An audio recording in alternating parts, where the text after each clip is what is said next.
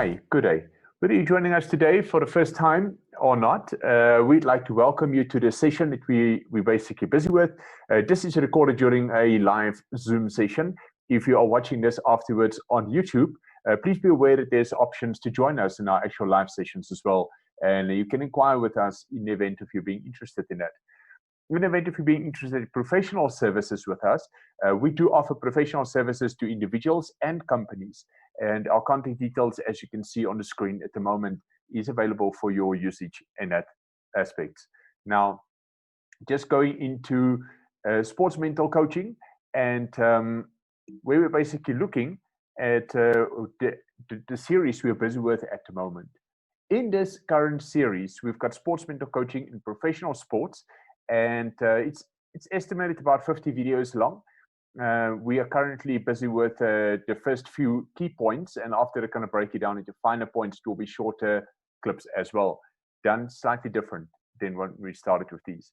Now, on these ones, we have basically taken a deeper look into how to use sports mental coaching and obviously how to benefit from it as well. Now, it's very important to us. We don't just want you to go out and use it, but know how and when to use what. And that's kind of what we've been going through in these presentations as well. So if you can follow me on that, if you have not seen any of the others, here's the points we've been covering, and you can actually go look for their videos. Many of them I'll display in short links here, but are restricted as to how many I can, of course, share in the video itself. All right, so sports mental coaching for individual player management, sports mental coaching for team management, and then we checked sports mental coaching in youth development, and sports mental coaching for a technical team. Now, this is coaching the coach. Now, if you go look at all of these videos, they're already on. We've also looked at a vicious cycle of frustration in part 1, where we actually explained the cycle and what is the problems around the cycle. Why is the cycle so dangerous? And in today's video, we'll be focusing on actually how to overcome the cycle. So this is the vicious cycle of frustration part 2, where we're focusing on overcoming the vicious cycle of frustration.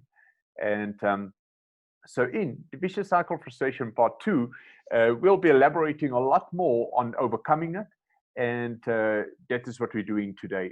So if you didn't see this last week, this is the actual cycle, which I'll explain briefly here as well.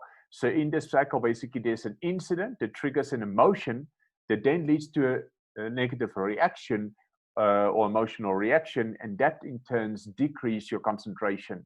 And we used the example of a refereeing incident that might have triggered you, and from there became negative. If you didn't see that, you want to go see more of that, please look at the description above. There's a video as well that I should be putting up on a link on our YouTube channel. So if you watch this afterwards, it will be there as well. All right, then in today's video, the vicious cycle of frustration itself, basically, let's just elaborate a little bit more on that. This cycle can obviously continue and worsen until a player no longer has control over his own actions. And the speed or progression, however, of that cycle depends largely on the player's frame of mind, their opinions, their perceptions, and the mental strength. And that's what we'll be focusing on today. So this specific frame of mind, the opinions, the perceptions we're referring to here, the mental strength, what is that? And I mentioned coping skills as part of the mental strength. And what is this coping skills? Which type of coping skills is important for this? And we're going to go into that today as well. So if the player has very good mental strength, he or she will be able to cope more effectively with any of these situations. And how do we change our thinking, though? That's the key question in all of this. And many people say, but that's the way I think, that's the way I reason, it's the way I've been brought up, it's the way I am. Is the way you are or the way you choose to be? Now, also harsh again. Then again, can't we change? Yes, we can. Might not change certain aspects of us, but how we see things can certainly change. And that's what we're going to look at. All right, so the very first one is our frame of mind. What type of frame of mind is important coming into a game or into a scenario? So firstly, a player needs to be in a calm frame of mind with a neutral perspective towards the occurrences around them. Most of the time, this requires a change in your actual opinion and perception of how things around you work. Now, if you go look at it, this is not just applicable to a match, but obviously for a match, you can specifically go and focus on this. But I'm going to break this down further on, all right? In my next one, so let's speak about opinion, my next topic here, and my next point here, rather. And thought diversion as part of match preparation is an important part. It can assist us as well. And you can do this, for example, the night before, just zoom out, zoom away from things, especially when you're on tour and or maybe having that space where you're in a hotel room, you've got some time before you go to sleep, you can be worked out as part of your schedule, and you can just zoom out and focus away from the normal environment that might be putting stress on you. Now, that might even be thinking of the game, it could be putting stress on you. So you might need to do thought diversion away from that, right? Taking your thinking out of the game, maybe just watching a movie that relaxes you, or listening to music, whatever it may be. Players out there has got different routines that might help them with this, and it's for you to find that and give that space maybe to the players to go and do this. Sometimes it's just having something fun the day before the game, or if the game is a night game, to have something fun in the day. You don't want to have it too long before if it's a night game, right? So if you look at thought diversion, you can also do it in the change room before you go onto that field. Just zoom out, clear your mind thinking of nothing, or perhaps just thinking of the game that's ahead of you. And using other techniques or tactics that I've shown you earlier in previous videos as well, of like tactical visualization, and using those things assist a lot in this as well. Right, so they're thinking positive thoughts as part of thought diversion.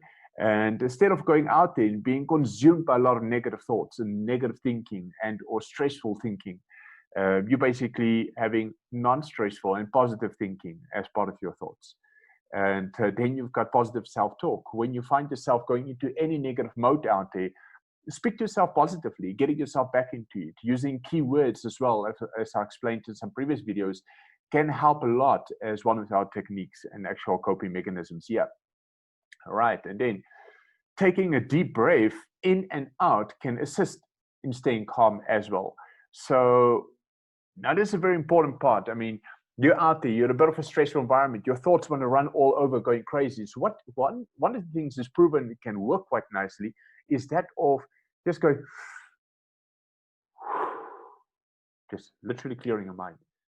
That's just taken about 2-3 seconds, and you're back in the game. If that's what it's going to take, then that's what's going to be needed. Just taking a deep breath in and out is crucial, and it helps you clear mind, clear thinking, stay calm, and perhaps not react. That could be your coping mechanism that you could be using in order to avoid, the actual reaction you could have had that could have been negative. And you know your struggles. You're not going to overcome this overnight. This is not something to overcome overnight, because when we look at our opinions and our perceptions we've got out there, changing them is not straightforward. Changing them takes time, and they've not happened overnight. They're not going to be changed overnight. But the first process to changing them is becoming aware of what needs to change, and then start working towards that. Then all those other coping mechanisms, like taking a deep breath every now and then, having positive thinking, positive self-talk, they become a very important part of overcoming these opinions and perceptions as soon as you are actually aware of any negative opinions and perceptions you might have. So some things like non-discriminatory thinking, right? Now, this is very important, especially in the sports field, but probably everywhere out there. And if you're thinking of non-discriminatory, I mean, this could be in form of various different ones. I'm going to run through a few examples. One of them being age difference. What if the referee is younger than you? And your player is like 32 years old on that field. Here's a referee walking at the age of 25. And you're thinking, man, what is this guy going to tell me? All right. You almost feel disrespected every time he's reacting towards something you've done or want to discipline an action of yours. Try to wave that out. It could even be after playing days and you're in a working environment out there.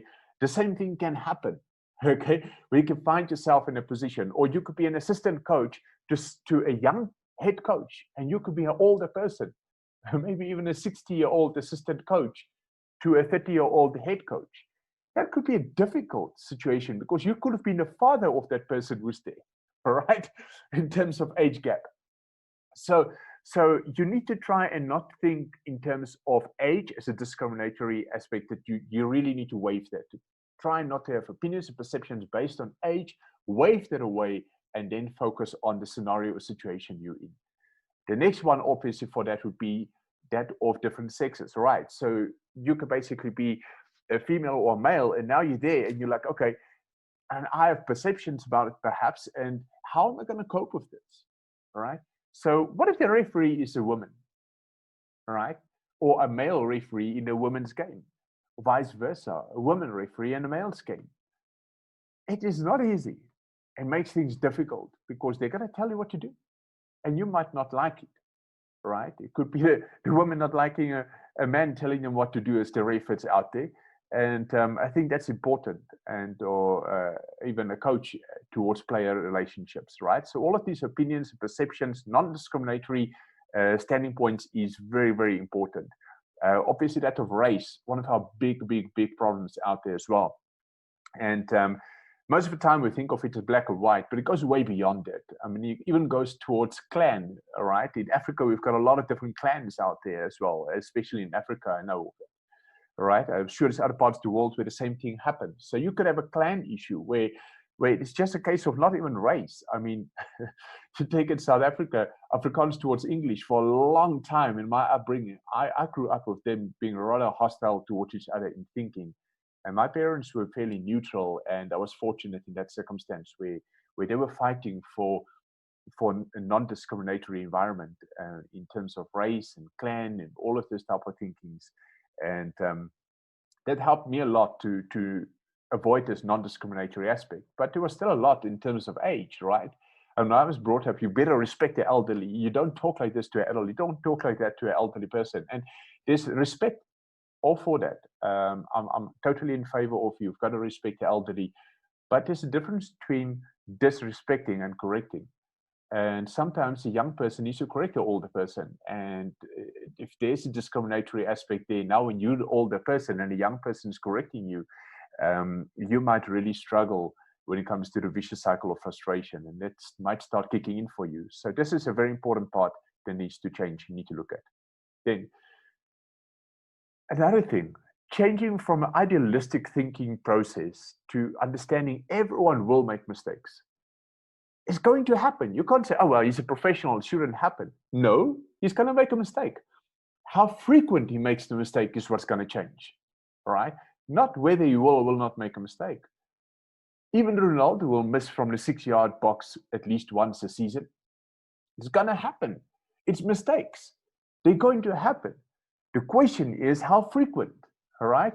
And how do I assist the person in overcoming that mistake or error ratio as well, and having less mistakes and so on as well. I can do that as a player. I can assist in that process. Or if I'm an opponent, I actually might want to increase the process. But obviously, that's just me thinking in a tactical perspective, right? But you can think of that as well. It really is part of the game. So you need to make sure that the opponents are not using this against you, because they can intentionally try to use this against you to try and increase your error ratio. And you need to be aware of the aspects of that. All right. So everyone will make mistakes out there. So avoid idealistic thoughts and rather try to see how to help your teammates to make less mistakes in the match as well. And not to react negatively when a referee do make mistakes, because they will happen. They are going to be there. All right. Next one. And the game is still more influenced by gameplay itself, and your biggest impact on the game will be by focusing on what you can do. In other words, focusing on the next action, all right? If I'm dwelling on what's gone, I can't change it, it's gone. The referee just made a mistake. Well, it happened, all right? Maybe I could have changed the scenario beforehand, or could I? I don't know. Maybe I reacted, it prompted the reaction from the ref. Maybe I was saying negative stuff towards the ref in the game, and leading to the ref now having almost like a desensitized action towards scenarios around me. They're tackling me roughly and the ref leaves it. because I was harsh towards him earlier and he's trying to get back at me, I might think it is, or maybe it's just an emotion from him that led to him being in that error ratio that's more likely to happen in my case scenario, because he's almost trying to get the game away from where I am, trying to stay out of my face. Now, do I want that? No, I don't, because it's going to lead to me getting frustrated, right? So I need to think of that. Can I change that if it happened? No, I can't. What I can do is I could focus on my next action, right? So I need to focus on next action. Oh, fine, you called offside, or maybe I was not offside. Well, it happened. Now I need to honor the call. Back off, let them play, immediately help my players to position quickly in the right positions, and or position myself back into a different position because I've just lost possession of the ball. All right. So I need to think of those things, focus on my next action. That helps me to obviously change a lot and control my opinions, perspectives as well out there. And remember that a referee's mistake is going to influence the game, right? Occasionally at least. But at the end of the day, my gameplay still has a bigger impact on the game than the referee's 1 or 2 or 3 bad calls in the match. All right, and that is important for me to rather focus on that. Then understanding your role, your options and potential impact and consequences. Now, every decision I'm going to take out there, every opinion I have, every perception I have is going to lead to aspects of this, right? Now, one of the opinions out there is that of so-and-so influenced stuff and it wasn't me, and no, so what? He's the one who messed up. Let him carry responsibility. But could I have changed it? Could I have played a different aspect from my role in the field or in the game, to have made it easier on the player, or even make it easier going forward so that the mistakes are less likely to happen if my teammates are committing errors, right? So I need to think of that. What is my role? What's important to me? Or what's expected of me in order to deal with the situation a lot better and prevent the cycle of frustration impacting our team negatively, and or even coming into play, right? And then what options do I have, and what's the potential impact of everyone or consequence of taking every decision that is options out there? If I react towards the ref's decision, what is the consequences going to be, and or the impact on the game? All right. If I do not react and I keep my team calm, rather, what's that going to have in terms of the potential results coming from that and or impact again on the game? So I've got to think about this and always have these options waving and be aware of them, be fully aware of the different outcomes that actually could happen, especially now that you're aware of the vicious cycle of frustration and the consequences of it. Now, not everything is black or white, or right or wrong. There's a lot of gray areas out there, and therefore don't just perceive everything out there as the ref made a right or a wrong call, because sometimes you could actually have a choice in what to call. There is gray areas out there, even in the laws of the game. Don't have a perspective towards a teammate that he is just either right or wrong. It's not necessarily, and neither are you. You're also not just right or wrong.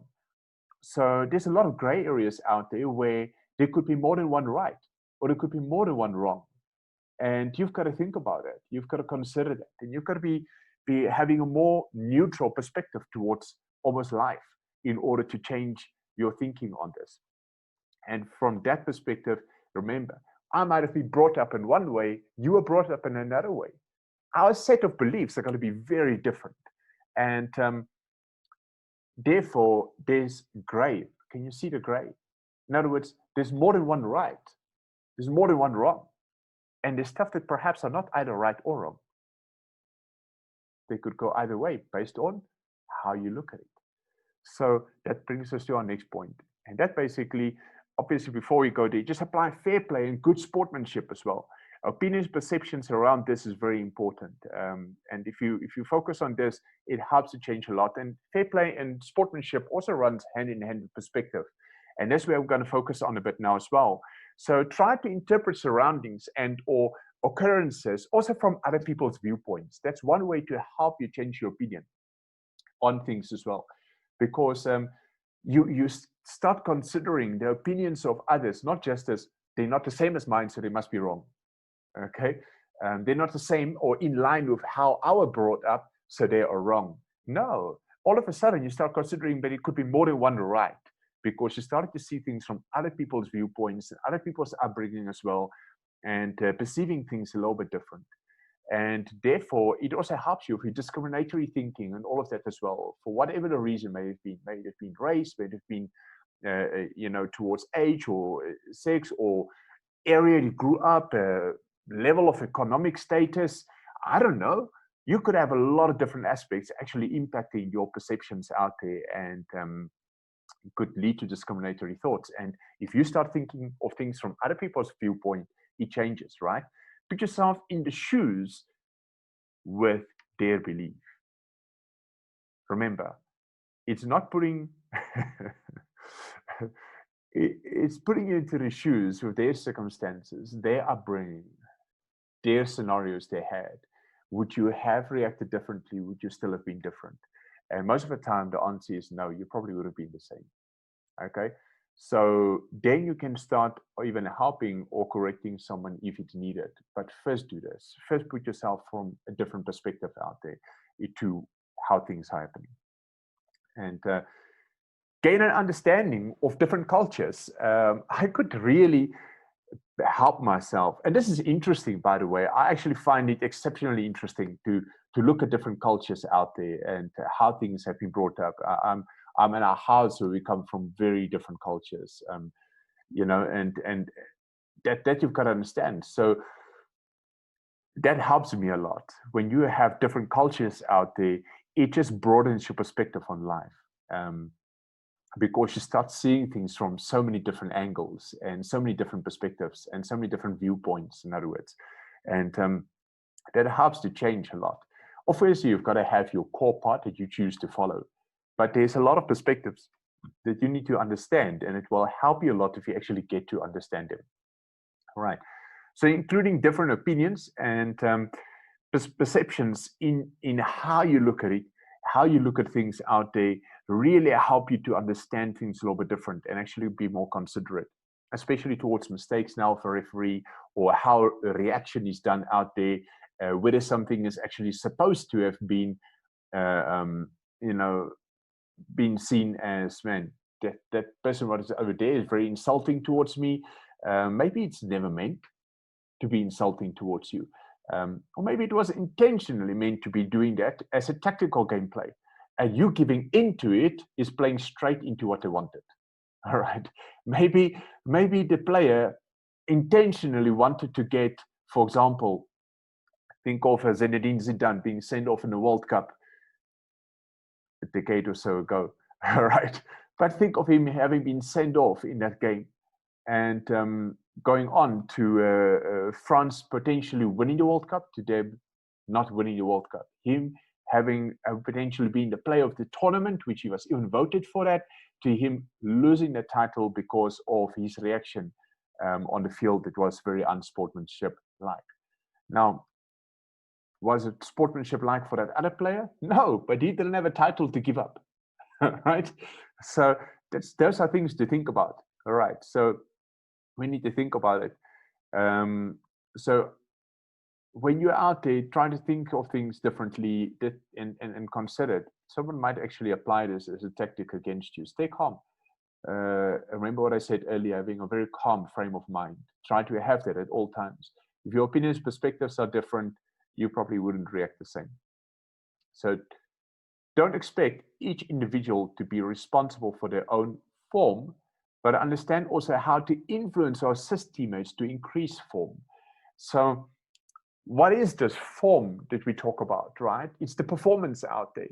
So are they only responsible for it? What if that person has less coping skills than I've got? I'm maybe more mature as a player, be it that I'm older, younger is not necessarily applicable. I think as a 20-year-old, I was probably more mature as a player than many other 30 or 40-year-olds out there could have been.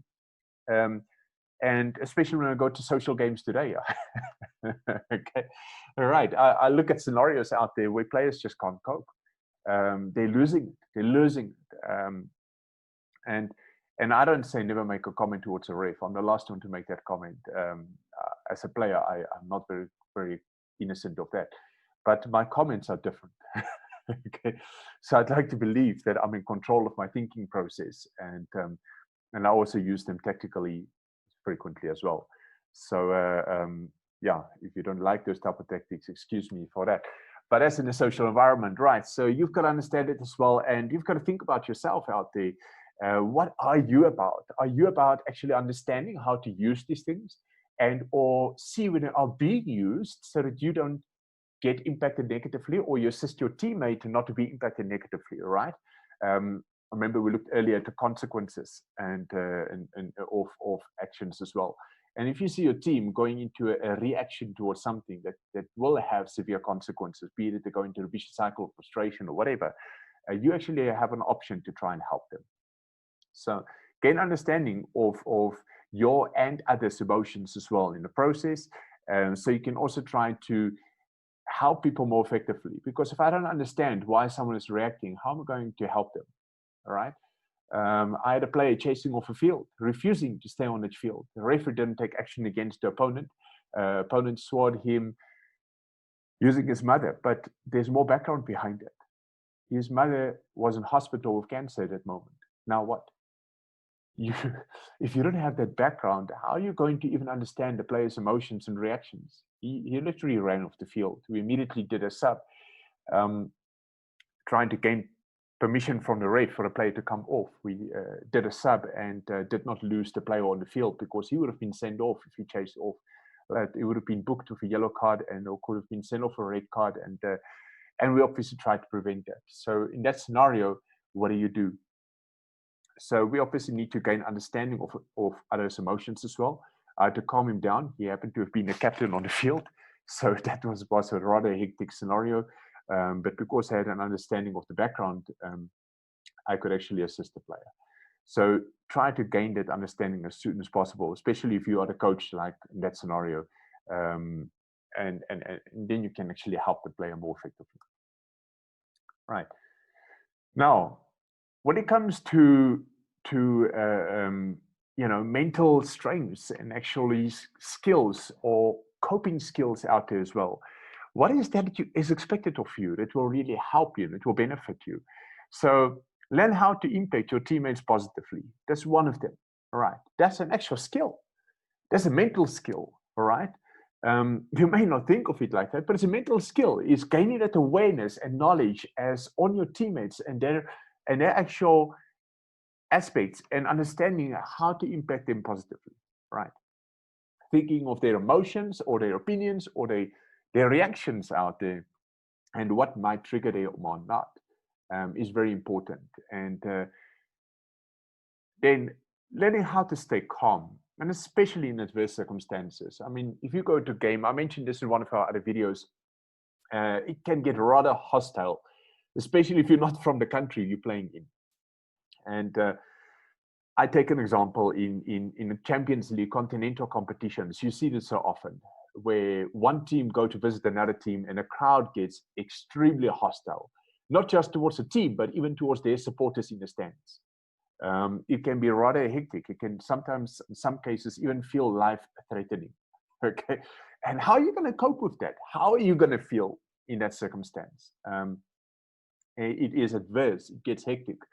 I have seen games. I remember a few years back when Orlando Pirates went on to actually progress all the way through to a final in the African Champions League, and they did exceptionally well. And I remember it so well because en route towards there was a game against another team, and I'm not going to mention all of the detail, but one of the teams was in a position where the crowd were hostile. They were received in a hostile manner from the airport. They had hostile treatment around, even as far as when they get out of the hotel. In the hotel, at least, they were fine. So there was a lot of hostile in adverse circumstances, right?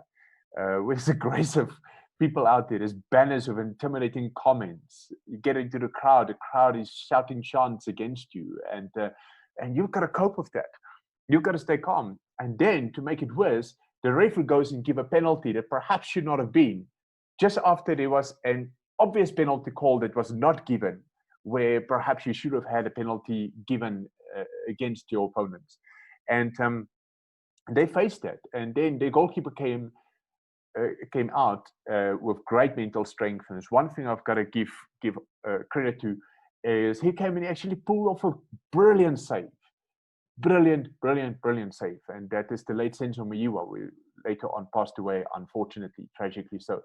But in that match, he did an exceptional thing, pulling off penalty saves in very adverse circumstances and motivating the team around him with his great performance and his mental strength. Coming back to the previous one, learning how to impact your teammates positively. You staying positive on its own already have a positive impact. All right.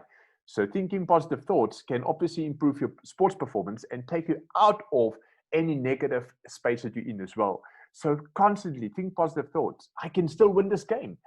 I remember what I said earlier as well. That also comes into play. The referee's decision obviously can impact the game, right? But what can impact it more is your gameplay, your action in gameplay, right? So if the goalkeeper got all irritated and frustrated with the ref, he might have not pulled off that save. Instead of that, he went to the line, calmed down his teammates, and went off to actually save the penalty. Now, that was an amazing action. All right, then you look at positive self-talk.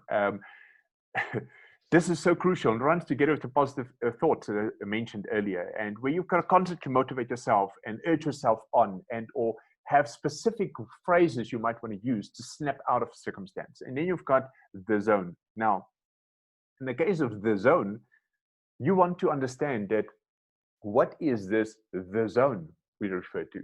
I mentioned to it in some of my previous videos, but this is one of the skills you want to use here. It helps you to not get caught up in the vicious cycle of frustration so easily, because it protects you literally. You're zooming and focusing so much on what you're doing that what's happening around you has very little effect on your actual concentration or focus. And remember, what frustration targets is your concentration and your focus. So if you're able to have your concentration and focus in such a spot where almost nothing can distract you, not even a bad call from a ref, nothing can distract you. You're focusing on that next action all the time. And you're just in the game, looking at how you can impact this game and influence this game and assist your teammates around. And you are so focused, nothing out there can distract you. You're almost indistractable at that stage. And no, not indestructible, I've said, indistractable at that very moment as well. So think about that. You are in the zone at that point. And consider how to assist teammates to not get into the vicious cycle of frustration all the time. And I looked at it earlier as well, where I said, learn how to impact your teammates positively. And you want to think about this, how to help them. Because when one person gets into the cycle, it can spread. Let me put it in context to the currently in. It could spread like coronavirus.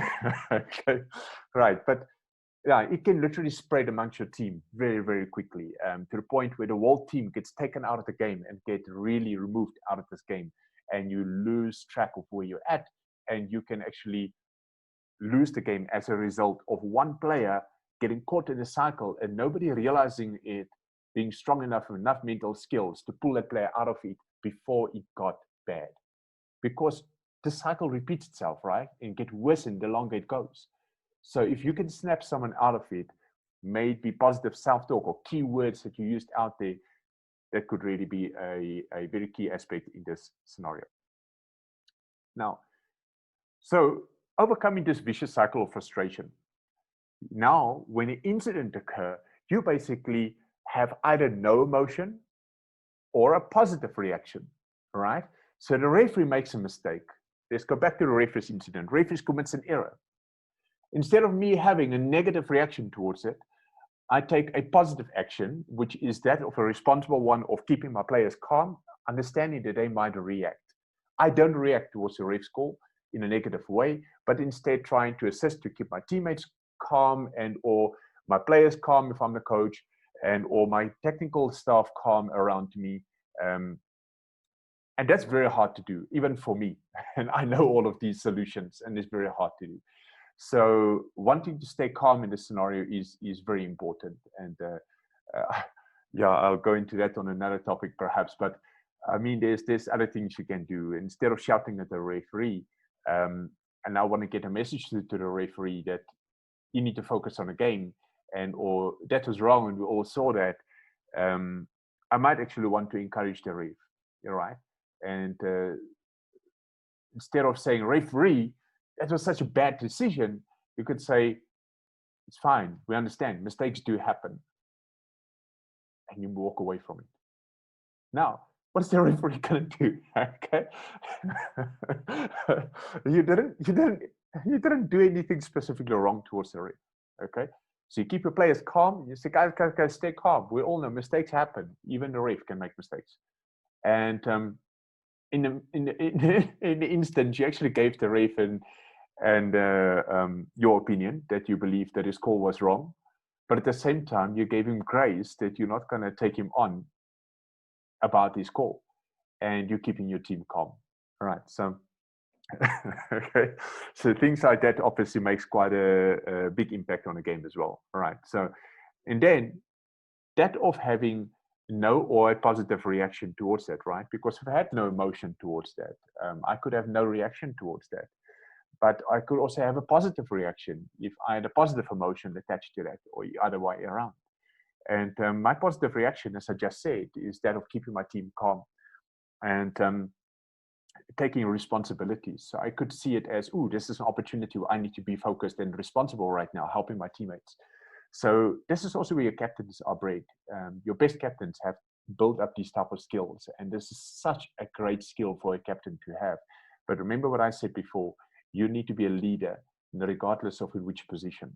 So in my video on youth development and sports mental coaching and youth development, I covered a lot on the type of character of where the person is a leader, whether they're a captain or not, because that makes him such a valuable player to the team. In this instance, is one of those where their value can really matter, where they could have this type of skills and that be part of their characteristics in the field of play to keep the team calm and focused on the game, focused on the next action, right?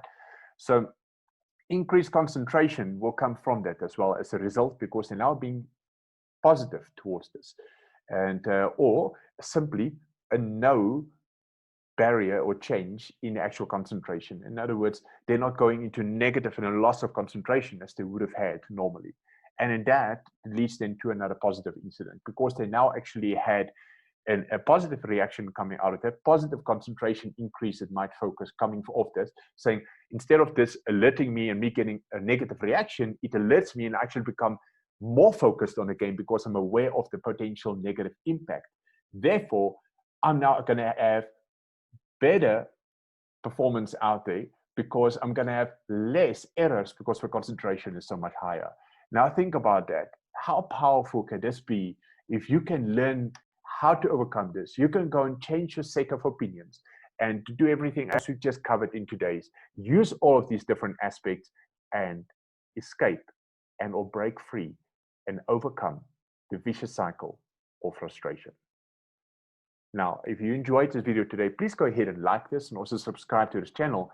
We will be breaking down each point of all the videos we've covered, but the main framework of our series has just been covered in the past 6 videos. So thank you so much for the time you've spent with us on that. In past 7 videos, I could say, if I include the actual framework just given on the first one. And if you've not seen them, please go back and actually go look at them. You will really be able to learn quite a lot from them. And if you need to contact us for professional services that you would like, where we actually customize a package for you as an individual or a team or organization out there, please go down and look at us. And if you're looking at using us at workshops as well to assist your coaches in using sports mental coaching in their coaching as an association, for example, feel free to contact us. All of those things are available, and we will be focusing on a lot of the points that we actually covered through this series as well, but more directly so we can interact with actual questions and answers and so on as well, which is very important. All right, now, any of the details you may have, any questions you may have, any comments you may have on this in the comment section below, please go ahead and put it in there. And remember, I'm Coach Anton from Coach Anton Pty Limited, and your future is in your hands. You can make a difference. That's it from me. Have a great week.